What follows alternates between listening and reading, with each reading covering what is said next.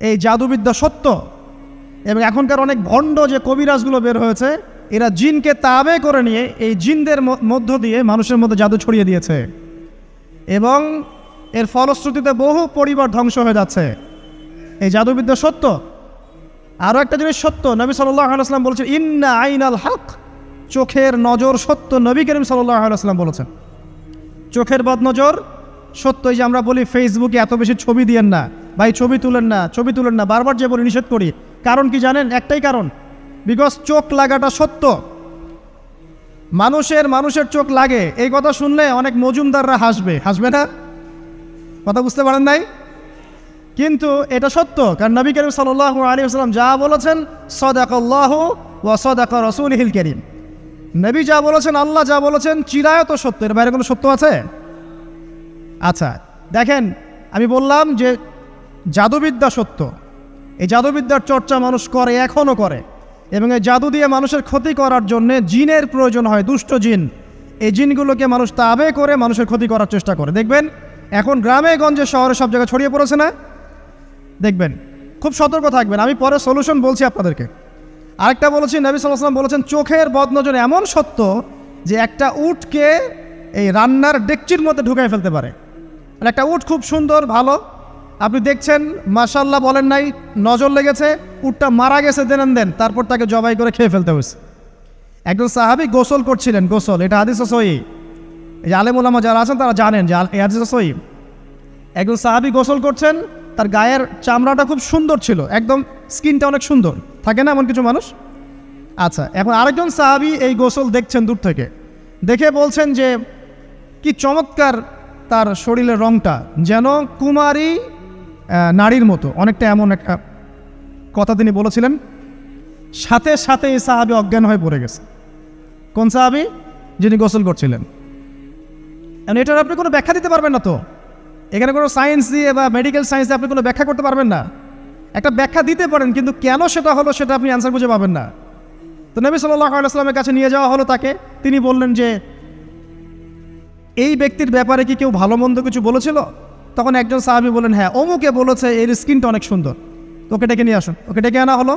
ডেকে আনার পর নবীজি তাকে অনেক শাসালেন, তোমরা তোমাদের ভাইদেরকে কি মেরে ফেলতে চাও? তখন এই সাহাবী তো অবাক, আমি আবার কখন মারতে চাইলাম ইয়া রাসূলুল্লাহ? আমি তো মারতে চাই নাই, আমি তো খালি বলেছি যে তার গায়ের রংটা অনেক সুন্দর। তখন তিনি বললেন কেন তুমি সুবহানাল্লাহ বললে না, কেন তুমি মাশাআল্লাহ বললে না? যখন মাশাআল্লাহ বলবেন, সুবহানাল্লাহ বলবেন, নজরটা লাগবে না। আর যখন আপনি মাশাআল্লাহ বলবেন না, সুবহানাল্লাহ বলবেন না, দেখবেন নজর লেগে গেছে। আপনি বিশ্বাস করেন ব্যবসা খুব ভালো চলছে, মানুষ বলল যে বাহ তোর তো ব্যবসা হেভি, লালে লাল শাহজালাল, ঠিক আছে, দেখবেন আপনার কেনা বেচা বন্ধ হয়ে গেছে। এরকম হবে, আমার কথাটা বিশ্বাস করেন। এটা কিন্তু সায়েন্স প্রমাণ করতে পারবেন না, আল্লাহ এবং তার রাসূল বলেছেন, তার উপরে কোনো সত্য নেই। আছে সূরা কাহফ 29 নম্বর আয়াত পড়ে দেখেন, আল্লাহ পাক বলছেন ওয়াকুলিল হাক্কু মির রাব্বিকুম, সত্য সেটাই যা তোমার রবের পক্ষ থেকে আসে। ফামান শাআ ফালইউমিন, যার ইচ্ছা হয় বিশ্বাস করুক, ওয়ামান শাআ ফালইয়াকফুর, যার ইচ্ছা হয় সে অস্বীকার করুক। এই কারণে আমরা বলি ফেসবুকে এত বেশি ছবি দেওয়া, এই আই ওয়াশ করা, এই যে শোডাউন করা, হ্যাঁ, ইসলামের কিছু কাজ করলেন একদম মানুষকে না দেখাইতে পারলে ঘুম হচ্ছে না, এগুলো বন্ধ করেন, এগুলো বন্ধ করে দেন আল্লাহর ওয়াস্তে। অফলাইনে কাজ করেন, নিজেকে গোপন করার চেষ্টা করেন। যত বেশি মানুষের কাছে নিজেকে এক্সপোজ করবেন, কাজের বরকত কমে যাবে, কাজের বরকত কমে যাবে, চোখ লাগবে, নজর লাগবে। এবং চোখ লাগা বদ নজরে বহু আলেম আস্তে আস্তে মাঠ থেকে মাইনাস হয়ে গেছে না? যায় নাই? এখন কি আলেমদের সংখ্যা বেশি না কম? যত দিন যাবে আলেমের সংখ্যা আরও কমে যাবে। নবীজি বলেছেন আলেমদের সংখ্যা কমতে থাকবে, মানুষ জাহেলদেরকে আলেম বানিয়ে নেবে। তো প্রিয় ভাইরা, জাদুবিদ্যা সত্য, চোখের বদনজর সত্য, রাতের এই অনিষ্টগুলো সত্য, রাতের বেলা অনেক ক্ষতি আছে। এই জন্য নবীজি বলছেন বাচ্চাদেরকে বাইরে বের করো না, এবং তোমরাও রাত যখন গভীর হবে তখন এদিক ওদিক ঘোরাফেরা করো না। দেখবেন রাত যত গভীর হয় আমাদের শহরগুলো তত জীবিত হয়, তাই না? তাই না? রাত যত গভীর হচ্ছে শহর তত জীবিত হয়। চায়ের দোকানে আড্ডা বেশি, ওই সিনেমা দেখছে, টিভি দেখছে, ক্যারাম খেলছে, লুডো খেলছে, ঘুম নাই। ঘুম কখন? ফজরের আগে আগে। ফজরের নামাজ কিন্তু নাই, ফজরের ঠিক আগে আগে, আবার ওই যে জোহরের নামাজের সঙ্গে উঠতেছে। এখন আমাকে বলেন এরকম জেনারেশনকে দিয়ে কি আসলে ইসলামের কোনো খেদমত হবে? আচ্ছা, নবীজি রাতের বেলা আর্লি ঘুমাতেন, আল্লাহ পাক আমাদের সবাইকে তাড়াতাড়ি ঘুমানোর তৌফিক দান করুন। হ্যাঁ, আপনি ইলম চর্চা করলে রাত জেগে থাকতে পারেন, আপনি যদি জ্ঞান চর্চা করেন রাত জাগতে পারেন, আপনি কোনো গবেষণা করছেন, নামাজ পড়ছেন বা কোরআন হেফজ করছেন, আপনি রাতের আর্লি উঠবেন, এটা আলাদা বিষয়। কিন্তু কমনভাবে আমাদের এই যে ফেসবুক, ইউটিউবিং ইত্যাদিতে আমরা লিপ্ত থাকি, সারা রাতটা কাটাই আড্ডাবাজি করে, এগুলো বন্ধ করতে হবে। এগুলো বন্ধ না করলে ফিজিক্যালি আমরা মানে সুস্বাস্থ্যের অধিকারী হতে পারবো না, সারা দিনটা আমাদের একটা কি বলবো অলসতার ভাবে যাবে এবং দিনের বেলা কাজগুলো ব্যাহত হবে। এতে করে আমাদের উম্মার এই পুরো বড় যে তরুণ প্রজন্ম আছে এদেরকে আপনি সম্পদে পরিণত করতে পারবেন না। তাই এই সিস্টেমটা চেঞ্জ করা দরকার। নবীজি রাতের বেলা এই সূরা বাকারার শেষে 3টা আয়াত তেলাওয়াত করতেন, আমরা করবো ইনশাআল্লাহ। আরেকটা আমল বলে দেই, নবী করিম সাল্লাল্লাহু আলাইহি ওয়াসাল্লাম রাতের বেলা সূরা মুলক তেলাওয়াত করতেন। কোন সূরা এটা? কোন সূরা? তাবারাকাল্লাযী বিয়াদিহিল মুলক। কয়টা আয়াত আছে? 30টা আয়াত আছে। নবীজি বলেছেন সাল্লাল্লাহু আলাইহি ওয়াসাল্লাম যে এই সূরা আপনাকে কবরের আযাব থেকে বাঁচাবে ইনশাআল্লাহ। কবরের আযাব থেকে তো ভাই বাঁচা খুব সহজ নাকি?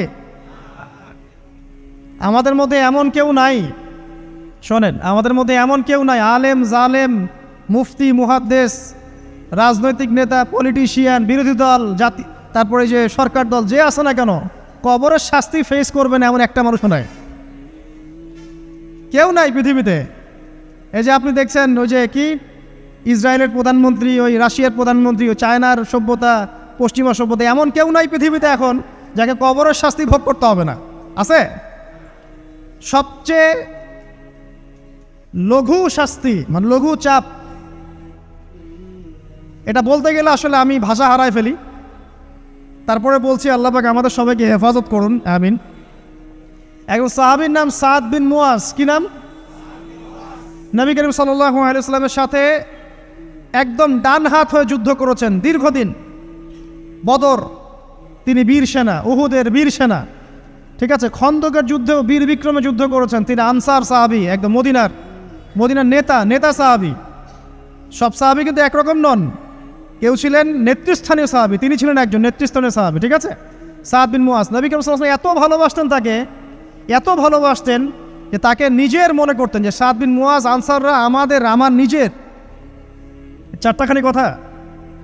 এই সাহাবীর খন্দকের যুদ্ধে এই যে হাতের এই দিকে সম্ভবত হাতের এই রগের মধ্যে একটা তীর এসে লাগে এখানে, এবং তীরটা তিনি বের করতে গিয়ে রক্তটা ছিঁড়ে যায়। এরপর ফিনকি দিয়ে রক্ত বের হওয়া শুরু হয়। চিকিৎসা করে করে রক্ত বন্ধ করা যায় নাই, এবং এই রক্তের প্রবাহিত রক্তেই আল্লাহর ইচ্ছায় তিনি শাহাদাত বরণ করেন, তিনি ইন্তেকাল করেন। নবী করিম সাল্লাল্লাহু আলাইহি ওয়াসাল্লাম প্রচণ্ড ব্যথিত হন, মানে মনটা তার খুব নরম হয়ে যায় সাদ বিন মুয়াজ রাদিয়াল্লাহু আনহুর জন্য। তো এই সাহাবীর যখন জানাজার নামাজ পড়ানো হচ্ছে, নবীজি বলছেন 70,000 ফেরেশতা তার নামাজে অংশ নিয়েছে। আর এই সাহাবীকে যখন কবরে শোয়ানো হয়েছে, নবী করিম সাল্লাল্লাহু আলাইহি ওয়াসাল্লাম পরে জানিয়েছেন কবরের যে মৃদু চাপ, সাদ বিন মুয়াজ রাদিয়াল্লাহু আনহুর কবরেও সেই মৃদু চাপ দেওয়া হয়েছে। আমি কি বুঝাতে পারলাম ভাই? আমাদের কোনো দাম আছে এখনকার পলিটিশিয়ানদের কোনো দাম আছে? এখনকার সমাজ নেতার কোনো দাম আছে? এখনকার সুদখোরদের কোনো দাম আছে? এই ঘুষখোর দুর্নীতিবাজদের কোনো দাম আছে? আমরা যারা কাঠমোল্লা হয়ে আছি আমাদের কোনো দাম আছে? সাদ বিন মুয়াজ রাদিয়াল্লাহু আনহু যদি কবরের শাস্তি তাকে না ছাড়ে, প্রশ্ন উত্তর পর্ব তাকে না ছাড়ে, আমরা পার পাবো? নবী করিম সাল্লাল্লাহু আলাইহি ওয়াসাল্লাম বলছেন সূরা মুলক তেলাওয়াত করো রাতের বেলা, ইনশাআল্লাহ সূরা মুলকের তেলাওয়াত কবরের আযাব থেকে তোমাকে বাঁচান।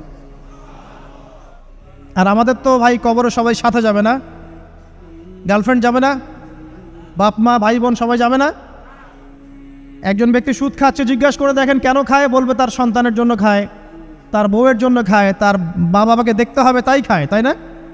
একজন ব্যক্তি ঘুষ খায়, বলবে আমার পরিবারের জন্য খাই। একজন দুর্নীতি করছে, পুকুর চুরি করছে, বলবে দুর্নীতি করছে আমার পরিবারের জন্য খাই, পরিবার ভালো থাকবে। সবার একই এক্সকিউজ যে পরিবার যেন ভালো থাকে, আমার সন্তানরা যেন ভালো থাকে, আগামী প্রজন্মের জন্য কিছু রেখে যেতে পারি, তাই না? এরকম একটা মানুষও কি আপনার সাথে কবরে যাবে? আর এই বোকা মানুষ কেন বোঝে না যে আপনার কবরে আপনাকেই যেতে হবে? তাহলে আপনি কি কারণে অন্যের কারণে নিজের পরকাল নষ্ট করছেন? অন্যের সুখের জন্য আপনি আপনার পরকাল নষ্ট করছেন। সুদ খাচ্ছেন, দিব্যি মায়ের সাথে জেনা করছেন। আপনাদের এলাকায় নাকি সুদের সমস্যা অনেক বেশি। কয়েকটা হাদিস বলে দেই, আমি ওদেরকে আক্রমণ করতে আসি নাই, আমি শুধু তাদেরকে 3টে হাদিস শোনাতে এসেছি। 1 নম্বর হাদিস শোনেন। আল্লাহর নবী মুহাম্মদ সাল্লাল্লাহু আলাইহি ওয়াসাল্লাম বলেছেন, সুদের পাপের 73টা শাখা আছে। কয়টা? কোনো হাদিসে 70টাও আছে, কোনো হাদিসে 73টা আছে। বলছেন যে সবচেয়ে নিচের শাখাটা হচ্ছে, সুদের পাপের সবচেয়ে নিচের শাখা হচ্ছে যে যেন কোনো ব্যক্তি তার মাকে রেপ করলো, তার মাকে ধর্ষণ করলো। 1 দিরহাম যে ব্যক্তি সুদ খায়, সহিহ বুখারীতে আরেকটা হাদিস এসেছে, সে যেন 36টা মেয়েকে ধর্ষণ করল। আর আমি একটা কথা বানায় বলছি না, যদি বিশ্বাস না হয় কওমি মাদ্রাসা আছে, আলেম ওলামা আছে, গিয়ে বুখারী খুলতে বলেন, পড়তে বলেন, খালি একবার পড়তে বলেন, দেখেন যদি না থাকে তাহলে আমাকে এর সাথে থাপ্পড় দিয়ে যায়। যদি না থাকে হাদিস এটা, তাহলে আমার গালে একটা থাপ্পড় দিয়ে যায়। আর যদি থাকে তাহলে আল্লাহর রাস্তায় সুদ খাওয়া ছেড়ে দেন। কোনটা করবেন? চ্যালেঞ্জ করবেন? নবীজি বলেছেন, 1 দিরহাম যে ব্যক্তি সুদ খায়, দিরহাম মানে কি? রৌপ্য